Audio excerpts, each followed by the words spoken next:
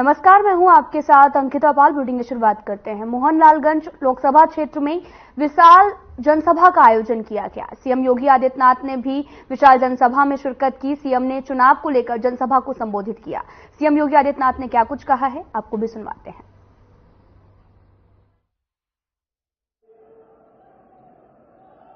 और मोहनलालगंज संसदीय क्षेत्र से भारतीय जनता पार्टी के लोकप्रिय प्रत्याशी श्री कौशल किशोर जी, भारतीय जनता पार्टी सीतापुर के जिला के अध्यक्ष श्री राजेश शुक्ला जी, जिलाध्यक्ष लखनऊ श्री विनय सिंह जी, जिला प्रभारी सीतापुर श्री नीरज सिंह जी, लोकसभा के प्रभारी श्री सूर्यनारायण तिवारी जी, लोकप्रिय विधायक श्री मनीष रावत जी, विधान परिषद सदस्य श्री पवन सिंह चौहान जी,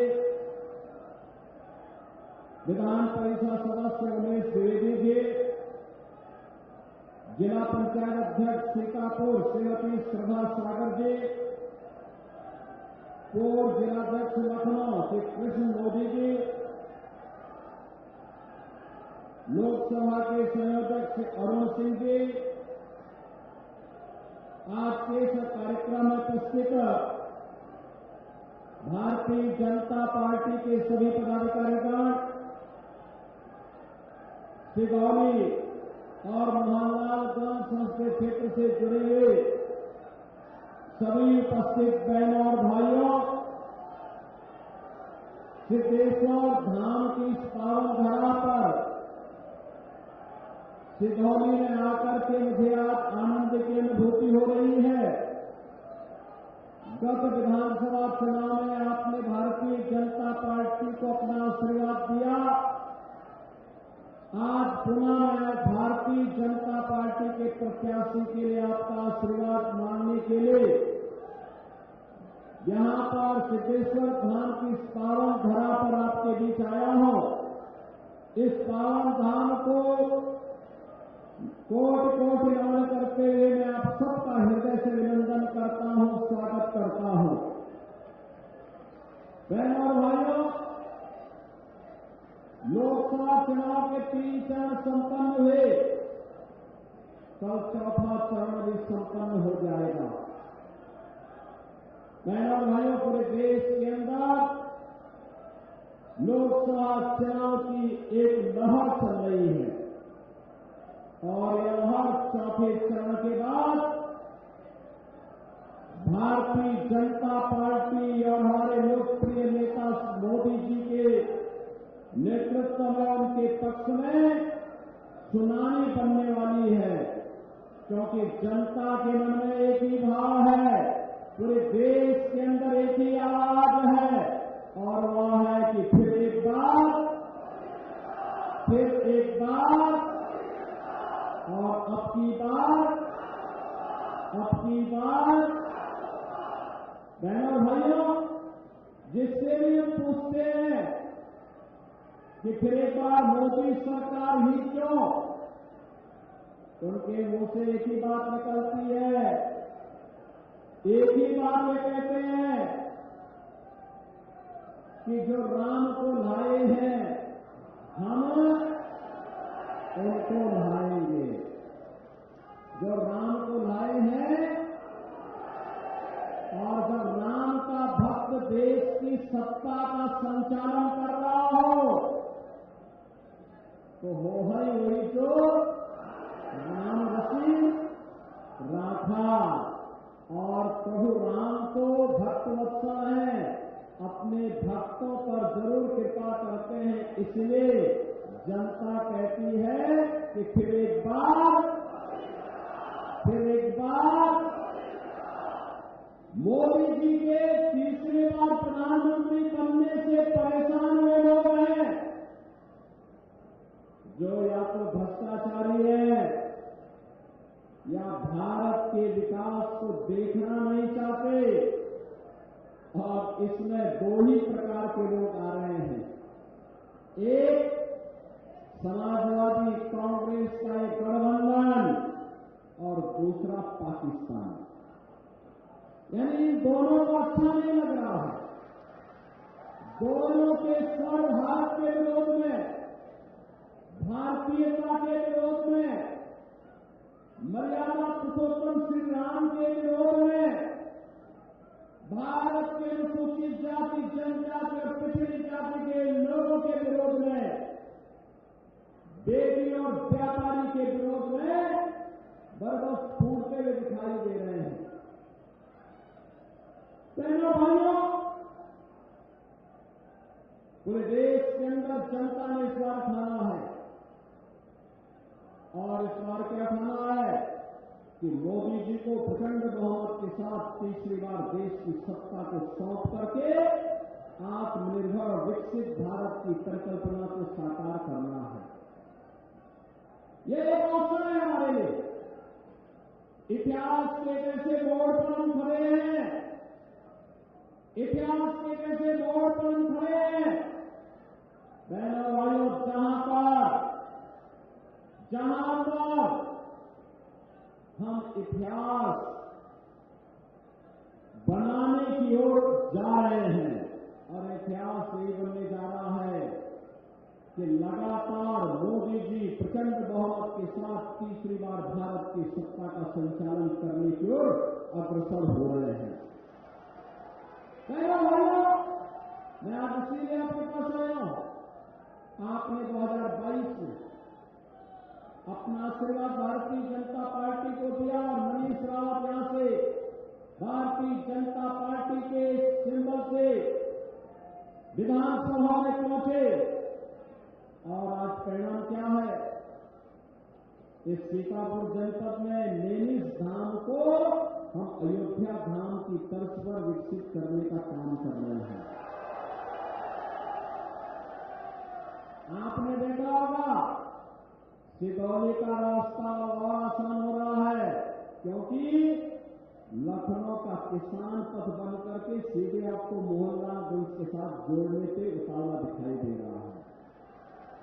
ये जो लाइन रेलवे की दिखाई दे रही है ना, आज से 10 वर्ष पहले ये छोटी लाइन थी, मीटर गेज थी। आज ये ब्रॉड गेज हो चुकी है।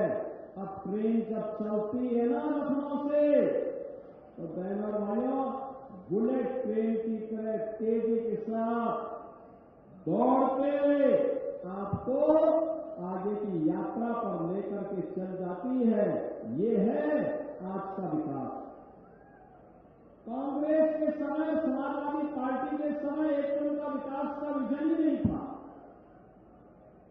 और वे कोयले के इंजन से चलने वाले भाप की तरह ही उनकी विकास की रफ्तार भी होती थी। छुप छुप करके चलती थी, और कुछ देर तक चली फिर रुक जाती थी। फिर उसमें भी वे अपने कमीशन खोरी देखते थे, और योजना कभी पूरी नहीं हो पाती थी। और आज तो चीटी की तरह, बुलेट की तरह जब विकास की रफ्तार आगे बढ़ती है, तो हाईवे भी बनते हैं, रेलवे भी बनता है, किसान पथ भी बनता है, मेट्रो भी आने की उतारा दिखाई दे रहा है।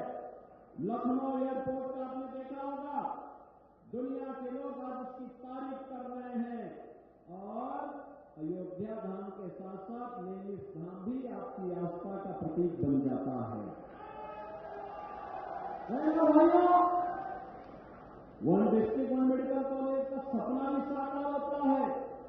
AIIMS, IIT, IIM, triple IT, NIT, ये सब बन रहे हैं, विश्वविद्यालय बन रहे हैं, और इन सभी कार्यक्रमों को तेजी के साथ आगे बढ़ाते हुए गरीब कल्याणकारी योजनाओं को भी जितना आगे बढ़ाया गया। आप सोचो, कांग्रेस के समय लोग भूखों मरते थे, समाजवादी पार्टी के समय गरीब भूख से मरता था। जो मैंने कहा ना, पाकिस्तान और इंडी गठबंधन का डीएनए मिलता जुलता दिखाई दे रहा है। उनके समय भूखों मरते थे, और उनकी बीमारी उन्होंने कांग्रेस के समर्थन में कहा, और पाकिस्तान में भी लोग भूखों मरने लगे। मर रहे हैं ना, और मोदी मोदी जी ने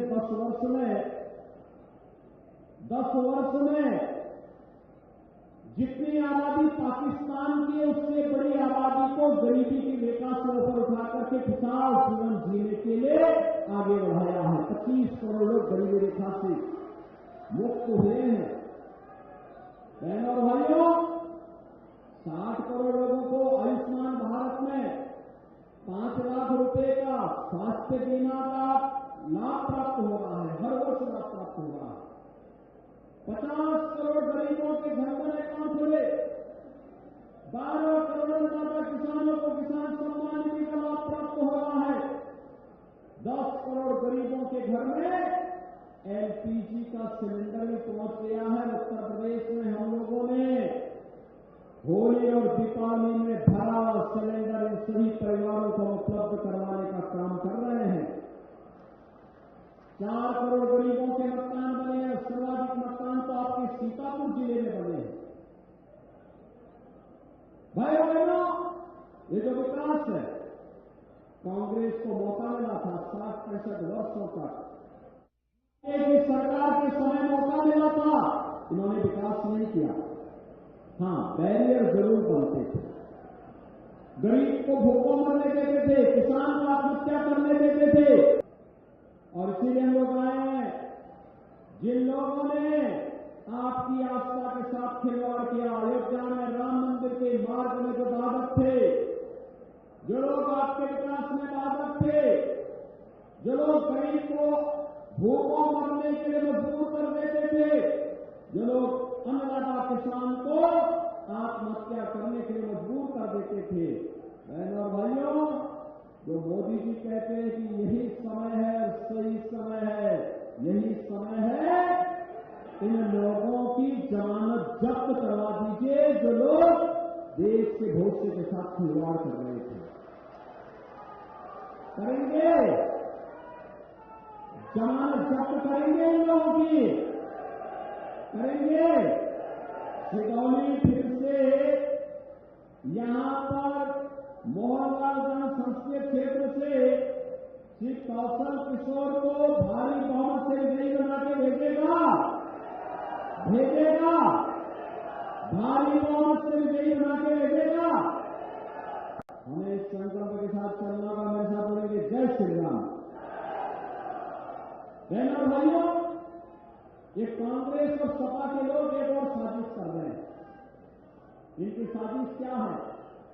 इनकी साजिश है कि बाबा साहब भीमराव अंबेडकर के द्वारा जो संविधान बनाया गया और संविधान के साथ छेड़छाड़ करके अनुसूचित जाति, जनजाति और पिछड़ी जाति के आरक्षण पर सेंध लगाने का काम लोग करने जा रहे हैं। क्या आप अपने अधिकार में किसी को घुसपैठ करने का अधिकार देंगे? क्या इन्होंने यूपीए सरकार के समय कांग्रेस और सपा एक साजिश कर चुकी है। इन लोगों ने उस समय जस्टिस रंगनाथ मिश्रा के नेतृत्व में कमेटी गठित की थी, जस्टिस राजेंद्र सत्तर के नेतृत्व में कमेटी गठित की थी और इनका प्रयास था कि ओबीसी को मिलने वाले 27% आरक्षण में इन लोगों ने उस समय 6% आरक्षण मुसलमानों को देने की वकालत की थी। इंडी गठबंधन के एक महत्वपूर्ण घटक आरजेडी के लालू जी ने कहा है बिहार में कि यहां पर हम सभी मुसलमानों को, उन्होंने कहा सभी मुसलमानों को ओबीसी का जितना आरक्षण मिलता दे देंगे। क्या हम हिंदुस्तान में स्वीकार करेंगे? क्या ऐसे ही कांग्रेस और समाजवादी पार्टी और लालू यादव ने किया था। उस समय करने की साजिश की थी। जस्टिस राजेंद्र सत्तर के नेतृत्व में कमेटी गठित की और उस कमेटी ने प्रयास किया था, क्योंकि जब हम लोगों ने रंगनाथ मिश्रा कमेटी का विरोध किया तो बहनों और भाइयों उस समय कांग्रेस ने दूसरी चाल चली थी। और चाल क्या चली? क्योंकि हमने कहा था कि बाबा साहब भीमराव अंबेडकर ने कहा था कि धर्म के आधार पर आरक्षण नहीं हो सकता, क्योंकि ये भारत के विभाजन का कारण बना था। तो इन्होंने क्या चाल किया? इन्होंने कहा कि मुसलमानों की ही कुछ जातियों को अनुसूचित जाति में शामिल कर दो। यानी डायरेक्ट नहीं तो इनडायरेक्ट बैक डोर से ये लोग अनुसूचित जाति के आरक्षण पर सेल लगाने का प्रयास कर रहे थे और यही साजिश ये लोग करने जा रहे हैं। दूसरा, ये लोग हिंदुस्तानियों की पैतृक संपत्ति पर विरासत टैक्स लगा करके एक जजिया कर लगाना चाहते। इनके अंदर औरंगजेब की आत्मा घुस चुकी है। क्या औरंगजेब को आप स्वीकार करेंगे? क्या औरंगजेब को हिंदुस्तान स्वीकार करेगा? क्या मुगलों का सबसे बर्बर शासक था औरंगजेब। कोई मुसलमान भी, सभ्य मुसलमान ने अपने पुत्र का नाम औरंगजेब नहीं रखता, लेकिन औरंगजेब के जजिया कर को आज कांग्रेस और समाजवादी पार्टी के लोग विरासत टैक्स लगा करके भारत को, हिंदुस्तानियों को अपमानित करके आपकी संपत्ति को भी हड़प जाना चाहते हैं। तीसरा, इनके द्वारा एक और साजिश की जा रही है। कांग्रेस ने अपने घोषणा पत्र में क्या कहा है कि सत्ता में आएंगे तो अल्पसंख्यकों को उनके खान पान की स्वतंत्रता देंगे। बहन और भाइयों, मैं पूछना चाहता हूं, बहुसंख्यक और अल्पसंख्यक का भोजन ऐसा कौन सा है कि जिसमें भेद हो? ऐसा कौन सा भोजन है जो बहुसंख्यक नापसंद करता है और अल्पसंख्यक पसंद करता है? अरे रोटी सब वो भी खाते होंगे, ये भी खाते होंगे, दाल चावल वो भी खाते होंगे, ये भी खाते होंगे, मीठा ये भी खाता होगा, वो भी खाता होगा, लेकिन हां, एक जगह आकर के खड़ा जाता है जब बहुसंख्यक समाज भारत का कहता है कि नहीं, हम गौ मांस नहीं खाएंगे, गौ हत्या को स्वीकार नहीं करेंगे, लेकिन मुसलमान उसको मान्यता देने का कुछ प्रयास करता है, चिढ़ाने का काम करता है।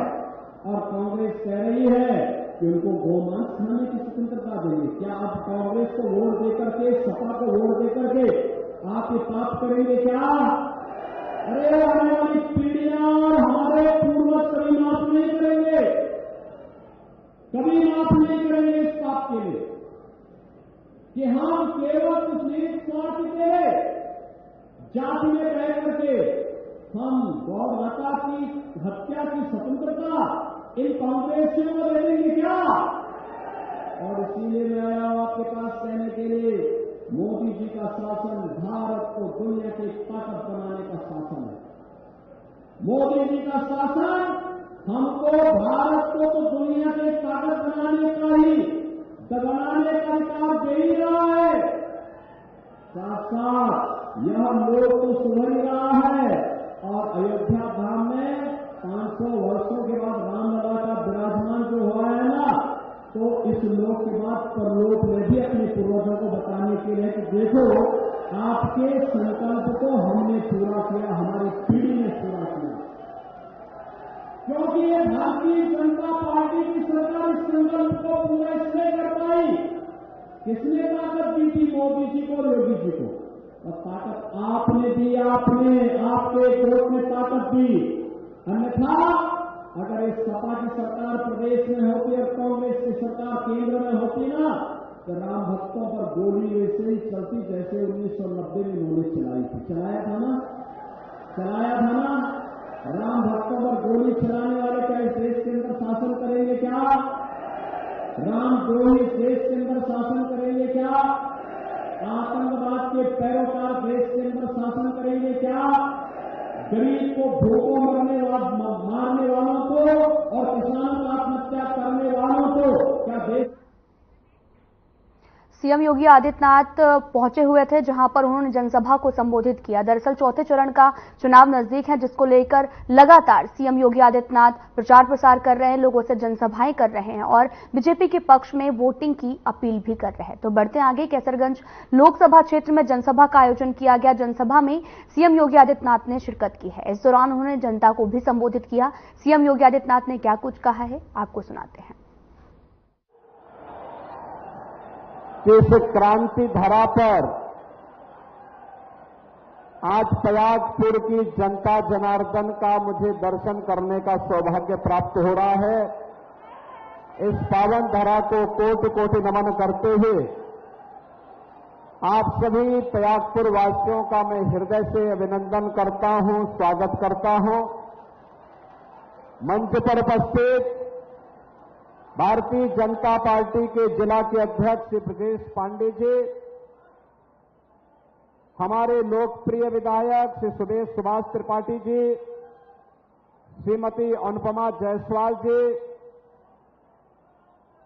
श्री बावन सिंह जी, श्री प्रेम नारायण पांडे जी, श्री अजय कुमार जी, विधान परिषद सदस्य डॉक्टर प्रज्ञा त्रिपाठी जी और केसरगंज लोकसभा क्षेत्र से भारतीय जनता पार्टी के एक युवा और कर्मठ प्रत्याशी श्री करण भूषण सिंह जी और उपस्थित केसरगंज लोकसभा क्षेत्र के प्रयागपुर विधानसभा क्षेत्र से जुड़े हुए मेरे सभी उपस्थित बहनों और भाइयों, मैं सबसे पहले आप सबका हृदय से अभिनंदन करता हूं। इतनी भीषण गर्मी में भी आपको पंडाल में जगह नहीं मिला, लेकिन तब भी बाहर खड़े हैं। धूप की परवाह के बगैर एक ही लक्ष्य है और वह है कि अपने कर्मठ और युवा प्रत्याशी करण भूषण को भारी बहुमत से विजयी बना करके विरोधियों के मुंह पे तमाचा मारना है। और इसके लिए मैं आप सबका हृदय से अभिनंदन करता हूं। बहनों और भाइयों, देश के अंदर 3 चरणों का चुनाव संपन्न हो गया है। चौथे चरण में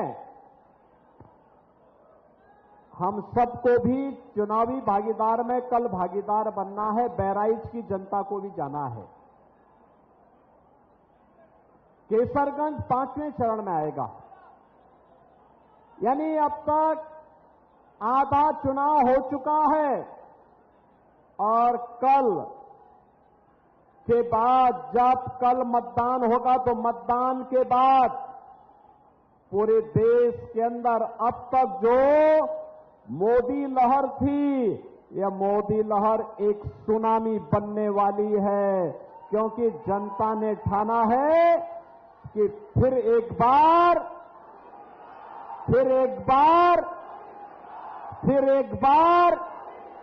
और अब की बार 400 पार। लोग कहते हैं 400 पार, कैसे आप कह रहे हैं? मैंने कहा भी तुम नहीं समझ पाओगे। भारत के अंदर उत्तर, दक्षिण, पूरब, पश्चिम जहां भी जाइए लोग एक ही बात कहते हैं। किसी से भी पूछिए, लोग एक ही बात कहते हैं जो राम को लाए हैं हम उनको लाएंगे। जो राम भक्त है वही भारत पे शासन करेगा, ये जनता ने भी तय कर दिया है। बहन और भाइयों, और होगा तो वही जो राम रची राखा। अब मुझे बताओ, पूरा चुनाव तो अब राम भक्तों, राम द्रोहियों के बीच में चला गया है। मुझे बताओ, क्या रामद्रोही कभी विजय हुआ है क्या? कभी विजयी हुआ है क्या?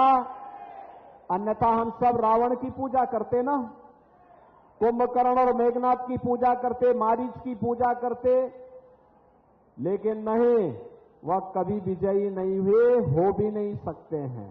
भारत की जनता जनार्दन तो विजयादशमी के अवसर पर रावण का पुतला फूंकती है और भारत की जनता हमेशा अपने सुख दुख, हंसते गाते, रोते सोते, शुभ कर्म में और अंतिम यात्रा में भी जिस एक नाम का स्मरण करता है वह राम का नाम का स्मरण करता है। किस नाम का स्मरण करता है? राम के नाम का। अब मुझे एक बात बताओ, अयोध्या में 500 वर्षों का इंतजार समाप्त हुआ है ना? हुआ। आप प्रयागपुर वासी कितने लोग गए अयोध्या दर्शन करने के लिए? और तो पूरा आप तो अगल बगल ही हैं, आप तो पड़ोसी हैं। तो सर्वाधिक लाभ भी आप ही को प्राप्त हुआ, और लाभ ही प्राप्त नहीं हुआ, 84 कोसी परिक्रमा का लाभ भी सबसे अधिक आप ही को होने वाला है।